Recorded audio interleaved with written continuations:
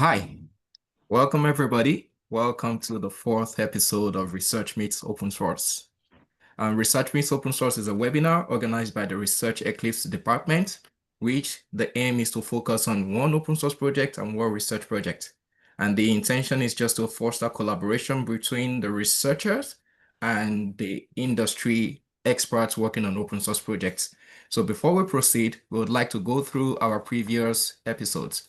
So in the first episode, we looked at breaking barriers with Eclipse Think Web and Nefele. In the second episode, we looked at two different presentations, one which is on new concepts for cross-company data sharing, Eclipse Data Space Components Framework, and the second topic was on Datamite, an open source framework to enable data monetization. And on the third episode, which we looked at unlocking the power of Eclipse Basics with Spade. And this particular webinar looked at the impact of Eclipse Basics in another open source project called Spade. Now, today, if you want to look at our previous episodes, you can either click this, scan this barcode, or go through our YouTube page, which is www.youtube.com/@EclipseFDN. The F is in capital letter. So you can check our previous episodes on this link. And today we'll be looking at the fourth episode, which is on Europe's Silicon Comeback, maturing RISC-V with TRISTAN and OpenHW. And today we'll be having two different presenters that will be looking at these two different topics. But before we proceed on, we would like to tell you, if you have questions, all the questions will be taken at the end of all the presentations. So what you can do for us is kindly input all your questions, comments, and suggestions in the text box, in the chat box on your screen. And we'll definitely make sure we take everything after the presentations. Now we'll go straight to the first presentation. And the first presenter, his name is Patrick Pype. He is the Director of Strategic Partnership at NXP Semiconductors, where he focuses on strengthening collaborations between industry and research initiatives across Europe. With decades of experience in embedded systems and semiconductor innovation, he plays a key role in shaping strategic alignment across EU-funded projects and ecosystems. His talk titled TRISTAN, Enabling Synergies and Sustainable Intellectual Property Sharing Across European Research and Development Projects will present how EU-funded projects such as TRISTAN, Isolde, Rebecca, Rigoletto, and Scale for Edge are collaborating to share IP, align technical strategies, and build sustainable ecosystems. The session will highlight best practices for joint dissemination, open source contributions, and harmonized IP repositories, ensuring that European innovations remain impactful beyond the lifetime of individual projects. So it's over to Patrick now for his presentation. Let me stop sharing. Patrick, you can now start sharing your screen. Okay, thank you for this nice introduction. So now I will share my screen and start my presentation. So now you should be able to see my screen. Is that correct? Yes. Yes. Full screen. Okay. In fact, this is the topic of my call. First of all, I would like to give a short introduction of why do we do European cooperation programs and what are the different types and the process. Then I would like to zoom in into the European RISC-V roadmap, which was in fact the start of a whole initiative to create a number of RISC-V chip-geo projects. And then I will give a status on the latest call on automotive call in the chip-geo on RISC-V for automotive processing. And then I will end up with some conclusions. And by the way, it's now a nice time because yesterday and today there is a summer school on Pisa in Italy. I was there yesterday, where they, in fact, some European projects, including Tristan, is giving, in fact, a course on what's happening in the Tristan project, together with other projects in the artificial intelligence area. So we're continuously opening to get people to know about the Tristan project. But first, short introduction. Why do we do this type of cooperation projects? And there are here a number of reasons why. First of all, it's to cooperate with customers, R&D institutes, and public authorities. So it's an ideal system to build an ecosystem for the work you are doing in electronic components and systems, services, and applications, and to share knowledge amongst each other. It's also to support business development and create synergies. It gives the opportunity to strategically align within your company, but also with other companies and universities, and to look at talent, for example, at universities that can help you in business to do some interesting work. And I think RISC-V is an ideal means for that. It started really in an academic environment, and now it's gaining real momentum in industry since a couple of years. It's also to enhance visibility and attract new partners, customers, and markets. So to do some experiments in new markets, or to do some work on evaluating third-party technologies if they are useful for you. And of course, also to receive funding. The last we put is the last, because if you only do projects to get funding, that's not the way to do it. But it's of course nice to have if you can combine it with the other type of activities. This is another picture to show. I will not go into the full detail. We can also share the slides, but here you see some of the reasons why we indeed are engaging on European projects. Okay, so then what type of projects do we have? I think for some people not familiar, there is quite a bunch of different projects. You see them here on top. And of course, the European Chips Act is influencing all this type of programs. Most of you probably know the Chips EU, but besides that, you also have, of course, Horizon Europe. You have the Eureka initiative, and you have the IPK program, which is the largest one in the row. Eureka has typically smaller size type of projects, very focused. The Chips EU is larger size projects, and Horizon Europe is also smaller sites with a real I would say excellence focus in the whole program. You see there is a complementarity of all these programs. It's a different amount of size of the projects and funding. It's a different focus and scope. It's different TRL levels and maturity of technology, which is tackled, like IPK is going much further than the other programs, and it are different timelines we are looking into. There are also commonalities. It still remains pre-competitive research, so cooperation from knowledge sharing to joint developments. Cooperation with competitors is feasible if you are not in the, I would say, competition field at the end of the product development cycle. You have a lot of activities to share knowledge, to do common things, and the IPR arrangements are typically handled via the project consortium agreement. This is another picture with some more detail on the different programs. As stated, time is too short to go into it, but you can get a copy of this presentation where you find all this type of information. So you see at the top the funding, which can be European or national, and you see at the bottom the cooperation. So you have European programs with European funding, with mixed funding from Europe and the national countries, and also with only national funding. And you also have, of course, also the pure national programs. This is the typical life cycle of how projects are developed in Europe. First of all, companies, industries, universities, RTOs are setting the European strategic research agenda, meaning they are setting up roadmaps, aligning with public authorities on priorities, doing some networking, and there is a yearly ESRIA strategic research and innovation agenda on the electronic components and systems, which is developed by members of the industry associations INEAS, Insight, and EPOS.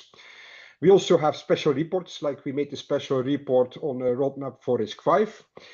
This is the input for the programs that the public authorities are defining, and there you have the project preparation and acquisition, and then you have the project execution. If you look at the project preparation, there are two types of programs. Of course, you look at what are our business roadmaps, what do we put on priorities. If you have strategic activities in your company, you typically create a project as the leader of that project.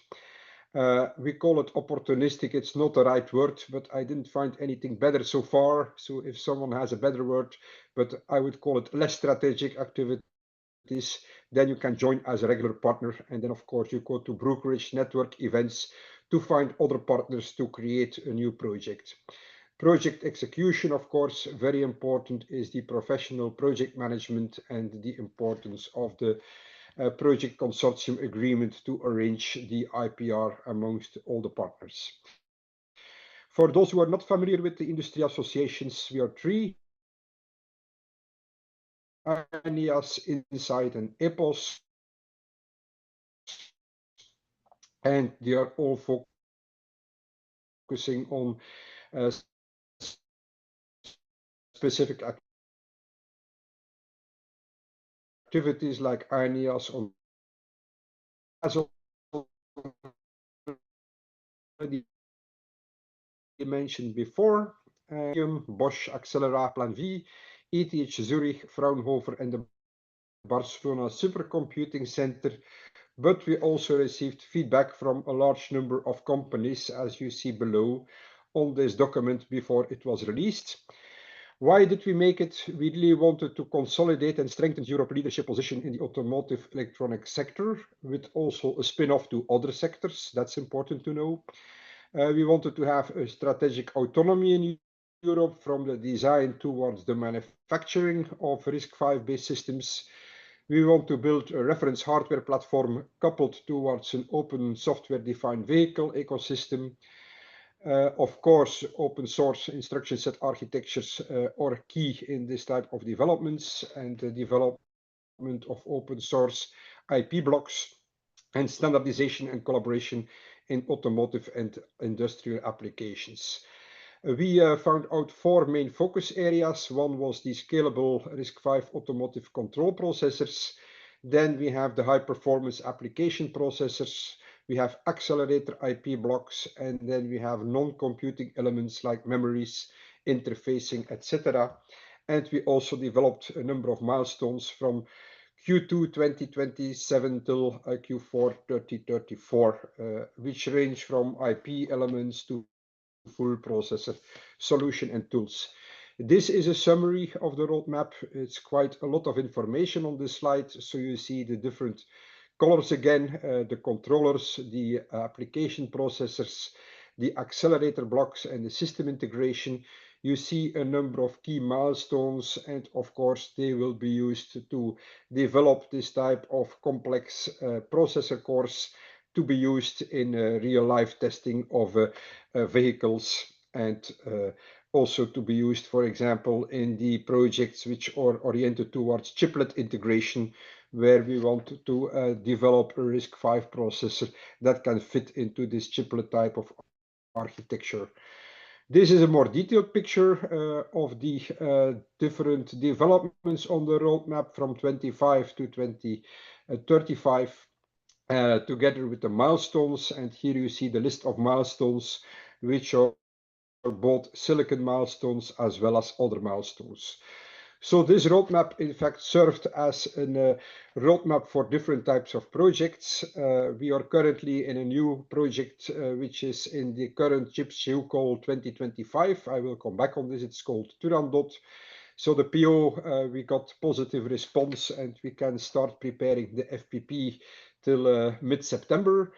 And then we have in the project execution a number of projects. TRISTAN was the first project in a row, which is currently in the 3rd year of its operation.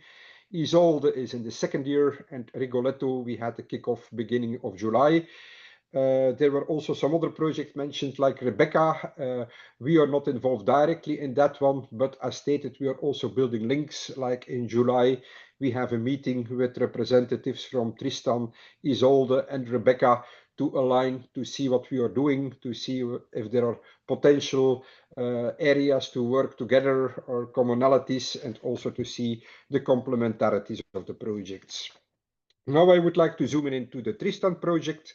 46 partners, 54 million euro budget, and started December 2022, officially running till December 2025 this year, but we will normally ask for a prolongation of 7 months in order to finish all the work, and also to participate in the next RISC-V summit, which is organized in, if I remember correctly, June 2026, such that we can still participate with Tristan, and you see the spread over the different countries in Europe. So the goal of TRISTAN is really to expand, mature, and industrialize RISC-V technology, leveraging the open source community to gain in productivity and quality, defining European strategy for RISC-V based designs, including the creation of a repository where the OpenHW Foundation is playing a crucial role, and thanks for that.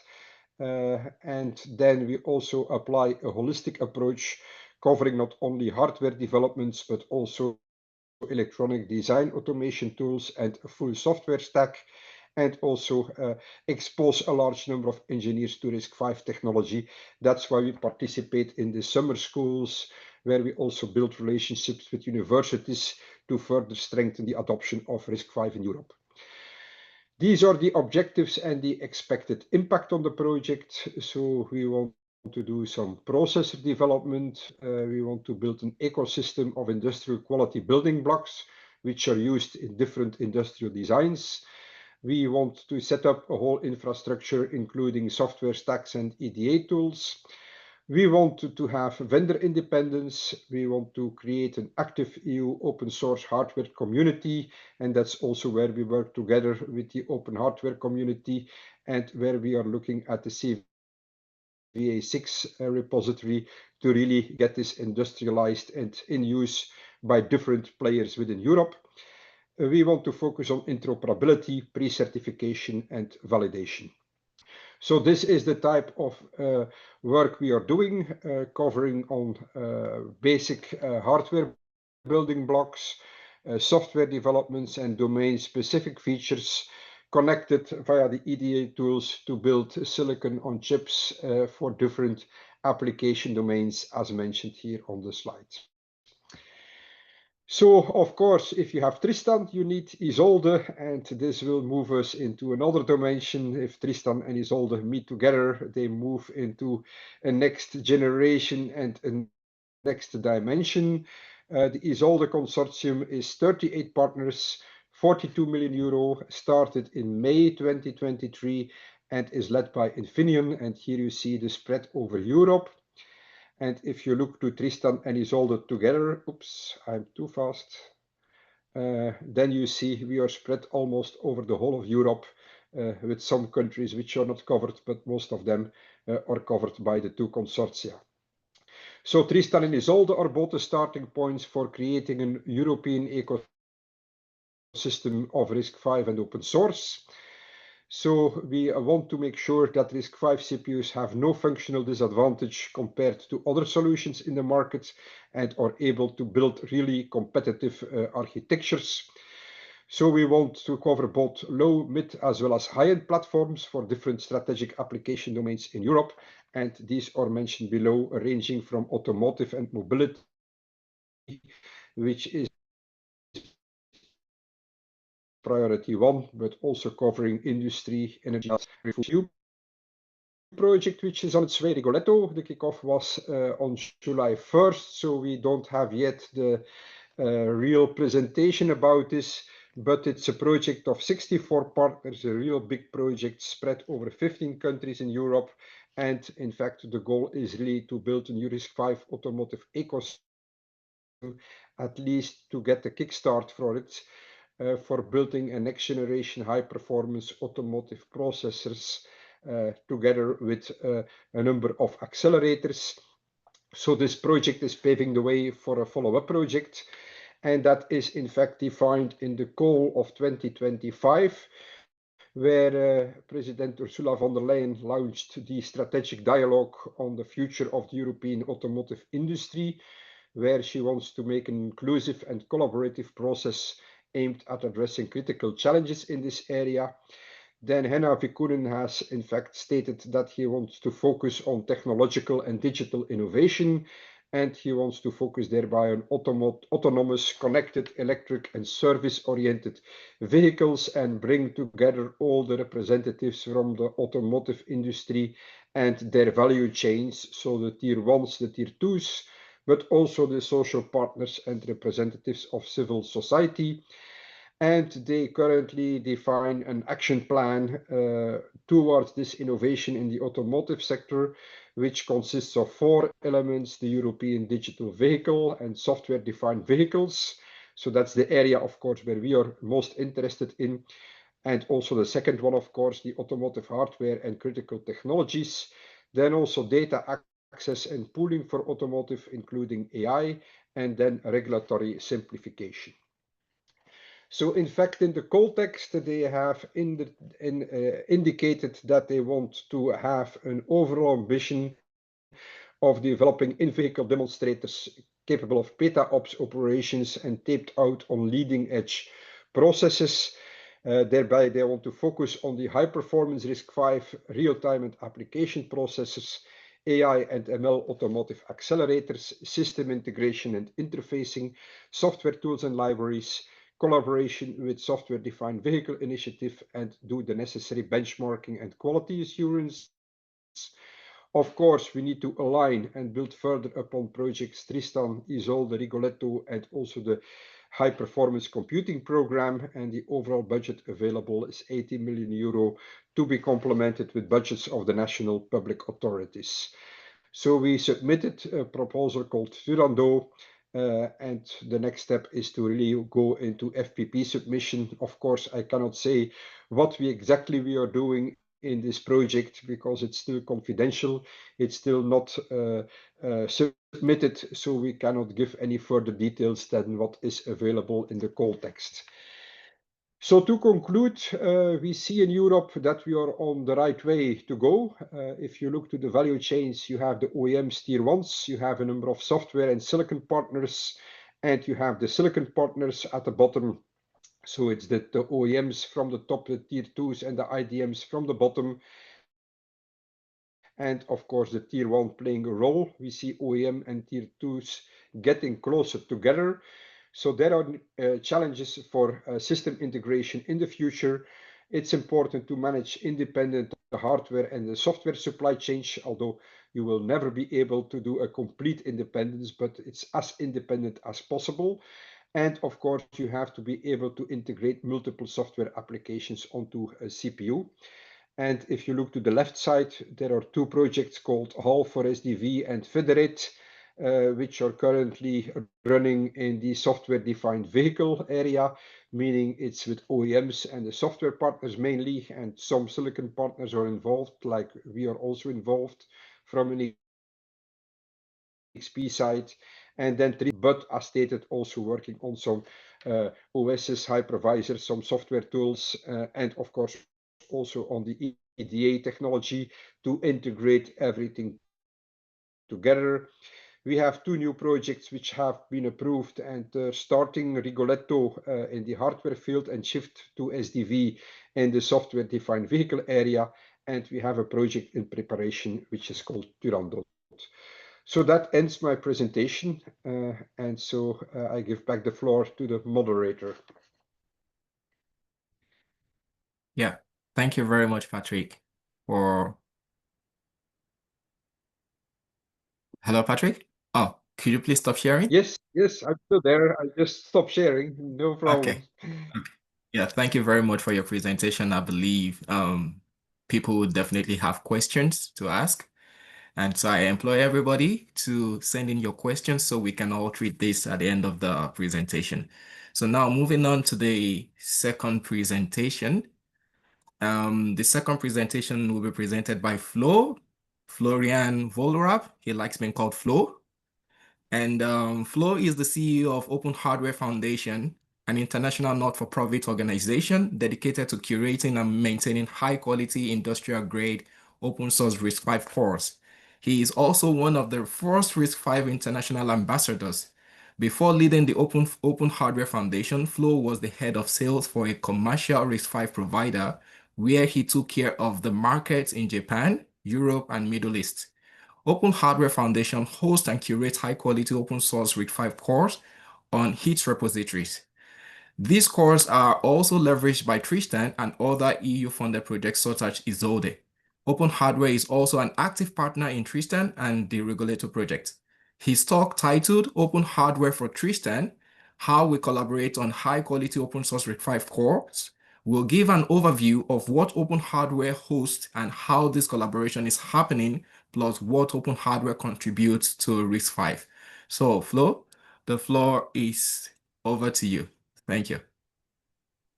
Thanks, Babashile. Let me share my screen. All right, you should see it. So, hi everyone, I'm Flo from the OpenHW Foundation. Today I want to talk a little bit how we are collaborating, especially with a focus in TRISTAN, which Patrick has mentioned. But I believe it also will continue like with Rigoletto and with other active projects coming along.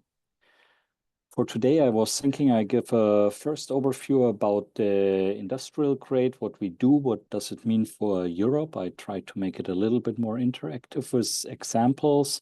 And then I wanted to show what is a motivation to join OpenHW, but also give you an overview about the project lineup. So if you're doing a project, if you need a RISC-V, that you can go and just grab this course, which are developed by OpenHW members, also together with TRISTAN members. So there's really a great collaboration, and they are here to save you time to market, to give you a good starting point.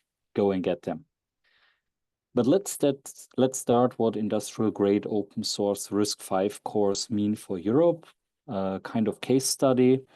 So in the beginning, I have prepared that RISC-V is the market leader. RISC-V is growing.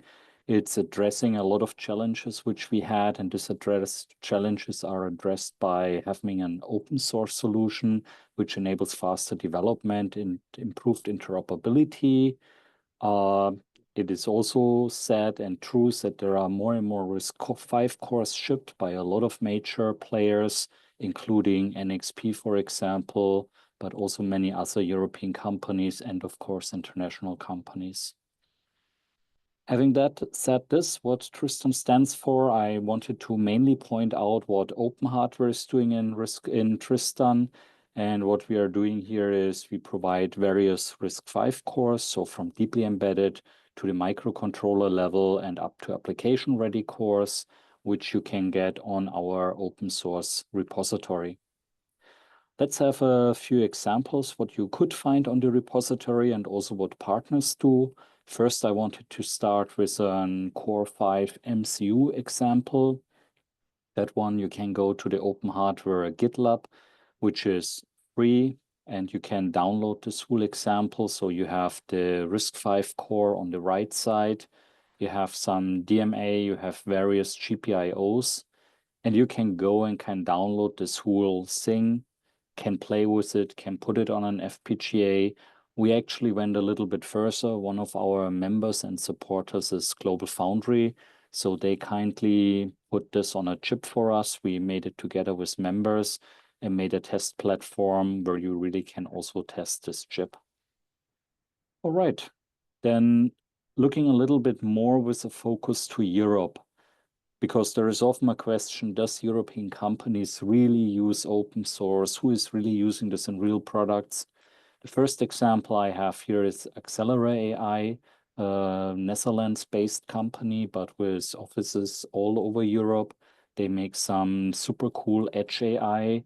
Currently, they have a focus on especially video streams, multiple of them, full HD and even higher resolutions. I hear they also will focus on other AI-related things in the future.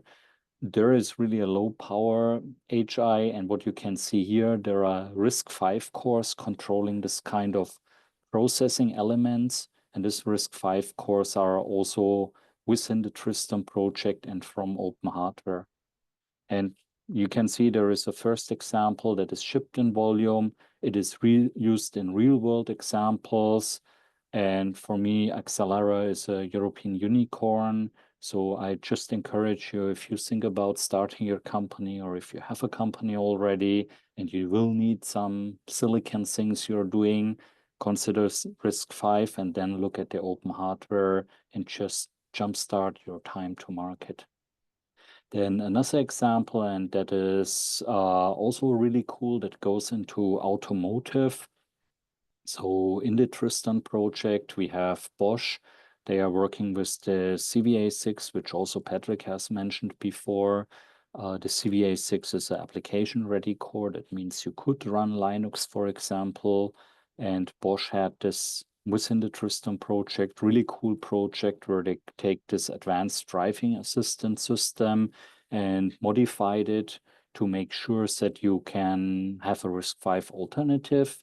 That is currently a proof of concept, so it's not only tested if the RISC-V core is working, which no problem, but also the software is tested to see there is a easy migration to the software. So far it looks good. Bosch has demonstrated this recently on our TRISTAN meeting. It was really impressive to see it, to have a RISC-V for something like pedestrian detection or traffic light detection, but also other object detection and supporting a intelligent vehicle. And that's where we are all seeing the trend is going more and more intelligent, more and more support for increased safety and other things. But having an open source core inside, I personally really like this, and having it to CBA6 is also cool. You see two cores, CBA6A and CBA6B. It is basically the same core, but the core is very flexible. So you can configure it in different variants, and that's what Bosch has done. So they have one core which is making the main control, the application CPU, and they have a more embedded version which is controlling or helping inside this AI accelerator. But basically it's the same source code, just differently configured. All right. There is also this slide I get from Infineon. You can see here where I got it. Infineon announced that they will make a RISC-V microcontroller unit. They are also involved in the Isolde project heavily, where we are also doing RISC-V, and now also Rigoletto is coming up. So you can see that Infineon puts a lot of effort to make a foundation, but then also enable people. And there is a clear succession plan how we are going to also extend this in the future together with European projects. I picked this few companies you have seen so far to give you a kind of overview to see, hey, there are startups who are doing it. There are stuff you can download yourself and do yourself, but there is also established players, and not just one, but a few. I should also have put NXP. Sorry, Patrick, I kind of forgot this here, but NXP is also really pushing and helping in TRISTAN. So you see a lot of established semiconductor companies are really looking for this, and also building based on the open hardware. All right. Then I want to have only one slide. Open Hardware Foundation. We're a foundation, so it's a member-driven organization. That means we are members joining us, members pay a member fee, and then inside the open hardware, these members can collaborate together, work on cores together. And I just wanted to show you what is the value about this. Basically, it's like an extension of TRISTAN, more or less. So inside, you can collaborate with other industrial leaders. You can reach shared goals and projects. You have the engagement and the development. It's not only industrial, there is also academics inside, there is individual contributors inside. So it's a really good mix, and it's a mix who is bringing innovation, but also new ideas faster to market. As a member of Open Hardware, of course, you can also shape direction of key technologies. So in TRISTAN, for example, we have a project, we all agree, we all want to contribute, we do something, and then there are new projects coming. So, but it's always a little project driven. And in the Open Hardware group, we are having this kind of continuous roadmap. We're applying for the projects, but even should we not be inside, or should be there no new project, we are still driving this forward. Visibility is important for some companies. So some of our members gain a lot of visibility in the open hardware. They introduce cool extensions they had made, or cool EDA tools, for example, helping others. You always have the access to cutting edge RISC-V hardware, but you're also influencing the kind of development of the IP we are doing, adding your direction, what you want. And of course, you're ensuring as a member of Open Hardware the sustainability and longevity, meaning if you're investing today in RISC-V, if you're choosing Open Hardware as a member, you also make sure that 10 years down the road, we are still here, we are still developing new cores, and we are still growing, and that is also maintained and usable. All right. Let's have a look what some of the members say. So for example, Silicon Labs, they picked the Core 5 CVE4 family. I will not go through all the different the details, but basically they said it's really cool to have this open source core, which they still can modify, where they still can share the burden of development and maintenance with a community and also use it for their products in the way they want. Another project is Thales. Thales here again, the CVA6 processor, which also Patrick mentioned before. Application-ready processor. Thales is putting a lot of effort inside. They are a member in the Open Hardware, but also in various different projects. So for them, it's a good thing to enable them to have more hardware and to go out and taking more initiative, but for them, it's also a question of leadership. So they said, yes, we want this CVA6 core, but we also want to have a say in which direction it goes, and we want to have this longevity. That's why they become a member. All right. Let's look a little bit what the open hardware is offering and also what we are especially doing in TRISTAN. So I thought I started first by giving an overview about the open hardware. Here our roadmap, you can see we have from deeply embedded cores the CVE2 family, which is under verification and now almost ready. So our target is to have it before end of the year, ready verified. That's, by the way, also a part of the TRISTAN project. So Open Hardware is working on it. NXP was supporting us. Then there is the CVE4 and of course also the CVA6. You can see from deeply embedded to more a microcontroller. You also see that there is not only one core, there is a family of cores. So we do have different flavors.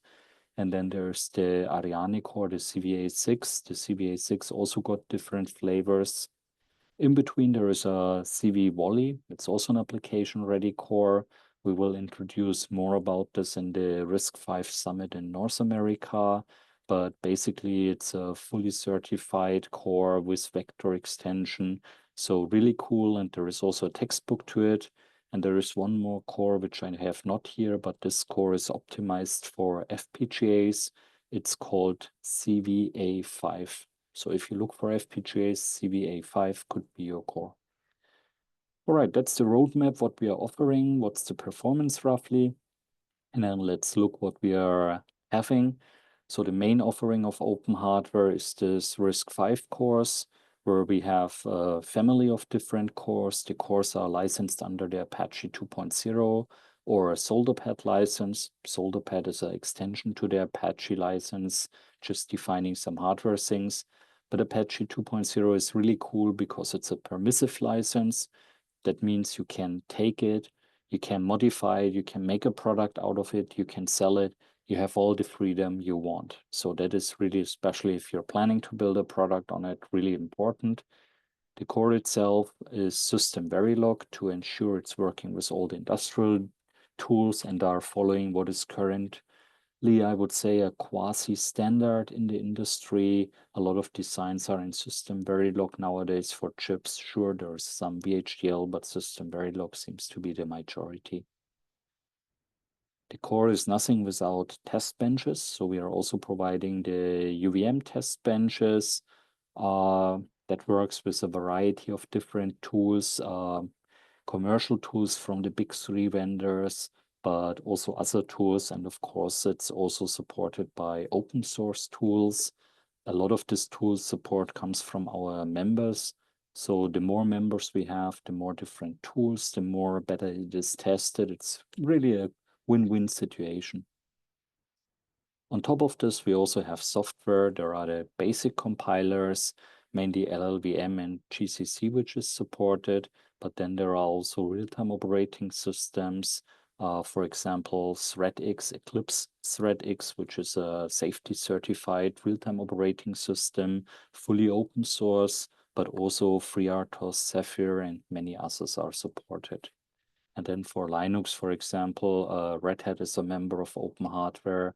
They are working on their operating systems. So there's quite a comprehensive stack. Documentation is a very important point. So we also provide the documentation for our course to ensure you have a place where you can check how the cores are supposed to work, how you can configure them, and what have been some of the design decisions which we made when we have implemented things the way they are implemented. Last but not least, there is also some images for FPGA boards if you want to have a quick start. And of course, the scripts are mainly for Xilinx here in this case. But from time to time, we also got support from others where someone make a pull request. Hey, I have ported it. So we are also adding this, of course. Now, the question is, how do you find the TRISTAN in the Solde project IPs? Here, the OpenHW Foundation is collaborating with the TRISTAN project, but also with the Solde project. So we are not part of the Solde project, but we came together and we talked about it. We thought it makes sense to put everything in one page. So we have helped to make this a little bit better looking. If you go tristan-project.eu, you can find this list: cores, peripherals, software, tools. Here on the output is where you can find it. And then if you can hover over the things, normally you see a link where you can get the direct repository, like the CVE2 is pointing to the OpenHW GitHub, of course. So we have helped to make this more beautiful, make this more easy to find. And this repository is also there on GitHub. We are mirroring them also to an European hoster. So they are also mirrored in Europe, hosted in Europe, to make sure there's sovereignty and we cannot get cut off of everything. And there is always a working copy available. Then here the TRISTAN and Isolde one more time. It's developed within the European Union. It's sponsored by the European Union. It is based on the community and collaboration. Also what Patrick mentions, that we are really starting or trying to start this collaboration, that we are building up this community, also like the summer schools, which NXP and other people are supporting, is really great to bring the awareness to Europe and for Europe. That helps us in sovereignty, that we are Europeans independent, that we have more flexibility. Also, you as a company, if you want to use the cores. And of course, it also creates collaboration, especially in the TRISTAN project. There are nice things where we have many companies like Thales, Plan V, Minres, and many more like NXP collaborating and working together on the cores, but also on peripheral IP to make sure it's working. I wanted to put these two links out: TRISTAN-project.eu publications and Isolde-project.eu publications. That's a really cool source. Whenever someone is publishing about TRISTAN, we normally put it there so you can find all the great work, all the great ideas which have been done. So if you're looking into what has been done, or if you're looking for ideas what could be done, or you have something but you're not sure if someone has already done it, check this publication out. It's really a nice space. All right. How to work with us, and here I'm focusing a little bit on the OpenHW and how you can contribute. So at the OpenHW, we have this steering committees, which has chairs of a working group and so on. There is the technical working group, which is leading the main work. We are meeting once a month. And under the technical working group, you have groups who are focused on the development of the course, group focused on the verification of our course, and so on. So that are kind of working groups we are doing in the open. It's an open source initiative. Remember that, the OpenHW Foundation. And here we are inviting people to join us and collaborate with us. Things like this, where we really did a chip, has involved a lot of members. To make the chip, we had members from actually worldwide. There have been Canadians, there have been even Americans, but also a lot of Europeans to make the chip, to produce the whole PCB. All of this is open, and we are welcoming you to help us or to join OpenHW and collaborate here with us. So why build your own chip with open source IP? Well, if RISC-V cores are already today everywhere and every project need them, you can have, of course, your choice what you want to do, but the core itself has no differentiation. So you could invest your time, your resources, and all your money, but in the end, you're just reinventing the wheel again. As a member of Open Hardware, you could benefit from the maintenance and the verification of high quality industrial cores. You have an open process and transparency. The power is back to the people.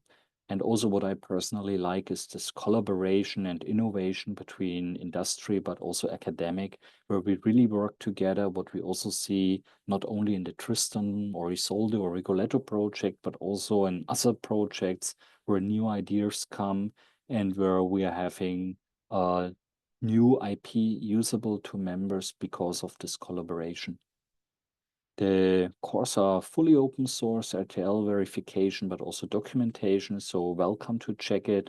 They are very customizable, so you can change and adjust to your different needs. It's a high quality and it's a permissive license.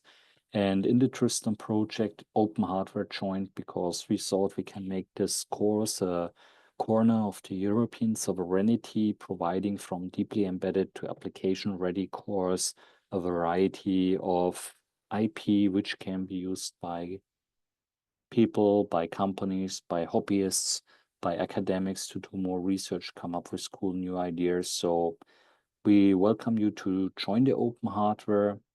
Open Hardware is also part of the Eclipse, like Eclipse Research, who is hosting us today. Open Hardware, we have the cores, we do have some tool chains and some real-time operating support, but within the Eclipse Foundation, we have also a variety of other things like Eclipse Radix, which is a safety certified, fully open source real-time operating system, formerly called Microsoft Azure. They have donated it to Eclipse. We have Saya, a really cool IDE with AI agents and a lot of other things inside. And on the top, we're also going to IoT and software-defined building blocks where we have a major European collaboration. So I'm making a little marketing and welcome you to join Open Hardware Foundation at the Eclipse Foundation. You are also now a member of Eclipse Foundation if you join Open Hardware, and that gives you all access to all this other cool stuff ongoing with a really, really strong European community where we are working together, making sure European sovereignty. That brings me to the end of my talk. Thanks for listening. Thanks Eclipse Research for organizing this. Back to Baba Sheila. Yeah, thank you very much, Flo, for the presentation. And also, once again, thank you very much to Patrick. So I've been looking through the thread of in the chat box, and I've been seeing some interesting questions. So I'm really eager to all the responses we're going to gather. But before I go straight into the question, I would like to express to Philip and Jean that and everybody as well that the recordings and as well as the presentation slides will be distributed after the webinar. So everybody will be able to get it as long as we have your email addresses. We will share everything with you. So now I'm going to go to the first question. The first question is more like a suggestion or a comment, kind of. It says, I would like to see some progress in the academia training or programs focused on professionals. Summer school is only for students. This seems to be going very slow in Europe. I think that is directed at Patrick. So would you like to shed a little bit of light on that? Would you like to work with Yes, professionals? thanks for the comment indeed. And I think this is correct. There is a lot of summer schools being organized, which is focusing on students. But of course, we expect that professionals in academia are also following workshops, meetings, conferences we are organizing. But it's a good question, and I'm open for further discussion and further follow-up on how we can address this, because this is not easy to address this topic. Okay, so thank you very much. So I believe you would share your email address for collaboration in between. So Yeah, I in would say please the send an email presentation. to me, and then we can further communicate on this. Okay, cool. So the person that asked the question, please reach out to Patrick and let's get it going. And the next question is on, is there a public benchmark on core performance comparison between CV-A6 and ARM core. I believe that's directed at Flo, if I'm right. Yeah, so we do have some comparison. There was recently a white paper from ETH Zurich who has taken the CVA6 core and compared it, I think, to other cores. The main ideas or the main figures we have is like benchmarks like from AMP core or something like this. There is some information available, but I don't have it right now off my head. Remember, the cores are also fully open source. So if you need, for example, PPA data, you also could go and synthesize them and make this comparison even directly yourself with the configuration you want. But we do have some. Feel free to reach out and we see what we can help. Okay. Yeah. Thank you very much, Flo. And I jump straight to the next question, and it's from Logic Dev. It says, how much is the joining fee for startups? I mean, it's directed at Open Hardware. How much would it cost startups to join Open Hardware? That is a very good question. So it really depends a little bit in Open Hardware. We have structured it following your revenue. So if you're a really small startup or no revenue so far, even if you're a big startup, it would be much more price sensitive to join, not so expensive. If you're a big multinational company, it can go up quite a bit. The member fees are actually open available. So you can go to the chart of the Open Hardware. There is a link on our webpage where you can download the chart and to get all the data. Just give you a reference if you're a company under 1 million. If I recall it right in the top of my head, I think that was 3,000 euro per year, under 1 million. And I think under 10 million startup, it was like 10,000 or 11,000 euro per year. But like I said, it's open available, so you're welcome to check it out or send me an email. I'm also happy to help. All right, cool. So Logic Dev, make sure you Oh, reach out. Oh, okay. Sorry, Babashil, to interrupt. In Logic Dev, there is one more thing. If you're joining the Open Hardware, you're also a member of the Eclipse Foundation, where there is a ton of other interesting things going on, like software-defined vehicle, embedded IoT development, but also real-time operating systems. So I think it's really worth the buck. Sorry. Okay, I can see thumbs up from Logic Dev. That's good. So yeah. Awesome.